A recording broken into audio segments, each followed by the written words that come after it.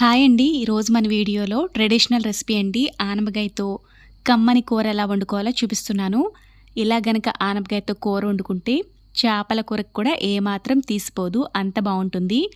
ఆనపకాయ తినని వాళ్ళు కూడా ఇష్టంగా తినేస్తారు, అంత బాగుంటుందన్నమాట ఈ కూర. ఈ కూర తయారు చేసుకోవడానికి లేత ఆనపకాయను మాత్రమే తీసుకోవాలి. ఇలా లేత ఆనపకాయ తీసుకుని ఫోర్క్ తీసుకుని ఈ ఆనపకాయకి ఇలా చిల్లులు పెట్టుకోవాలి. లేత ఆనపకాయ కాబట్టి పైన బెరడు అసలు తీయట్లేదు. మీరు కావాలనుకుంటే పైన బెరడిని తీసేసుకోవచ్చు. వీటిని మరీ పెద్ద ముక్కలు కాదు, అలా అని బాగా చిన్న ముక్కలు కాకుండా ఇలా మీడియం సైజు ముక్కలుగా కట్ చేసుకుని పక్కన పెట్టుకుందాం. ముందుగా కూరలోకి మసాలా తయారు చేసుకుందాం. మిక్సీ జార్లోకి కొద్దిగా దాల్చిన చెక్క ముక్కలు, 1/2 టీ స్పూన్ జీలకర్ర, 1.5 టేబుల్ స్పూన్ల వరకు ధనియాలను వేసుకుందాం. 2 టేబుల్ స్పూన్ల ఎండు కొబ్బరి పొడి వేస్తున్నాను. మీ దగ్గర ఈ పొడి అందుబాటులో లేకపోతే పచ్చి కొబ్బరిని కూడా వేసుకోవచ్చు. అలాగే 10 వరకు వెల్లుల్లి రెమ్మలు, చిన్న అల్లం ముక్క ఇలా వేసుకున్న తర్వాత వీటన్నిటిని ముందుగా కోర్స్గా బ్లెండ్ చేసుకుని నీళ్లు వేసుకుని మెత్తని పేస్ట్లా మిక్సీ పట్టుకుని పక్కన పెట్టుకుందాం. ఇప్పుడు అదే మిక్సీ జార్లోకి 2 మీడియం సైజు ఉల్లిపాయల్ని చిన్న ముక్కలుగా కట్ చేసుకుని వేసుకుని వీటిని మెత్తని పేస్ట్లా చేసుకోకూడదు, కోర్స్గా బ్లెండ్ చేసుకుంటే సరిపోతుంది. ఇప్పుడు కడాయి పెట్టుకుని ఇందులో ఆయిల్ వేసుకుందాం.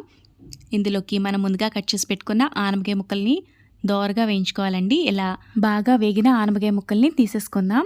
ఇదే ఆయిల్లో కొద్దిగా మెంతులు, మీ కారానికి తగ్గట్టుగా ఇక్కడ పచ్చిమిర్చిని వేసుకోవచ్చు. ఇలా వేసుకున్న తర్వాత ఇందులోకి ముందుగా మిక్సీ పట్టుకున్న ఉల్లి ముద్దను కూడా వేసేసుకుని కొద్దిగా పసుపు వేసుకుని ఉల్లి ముద్ద పచ్చివాసన పోయే వరకు బాగా వేయించుకోవాలి. ఇలా వేయించుకున్న తర్వాత ఇందులోకి ముందుగా మిక్సీ పట్టి పక్కన పెట్టుకున్న మసాలా ముద్దను కూడా వేసుకుని ఈ మసాలా ముద్ద కూడా పచ్చివాసన పోయే వరకు బాగా వేయించుకోవాలి. 4-5 నిమిషాల పాటు టైం పట్టిందండి ఈ మసాలా ముద్ద ఇలా ఫ్రై అవ్వడానికి.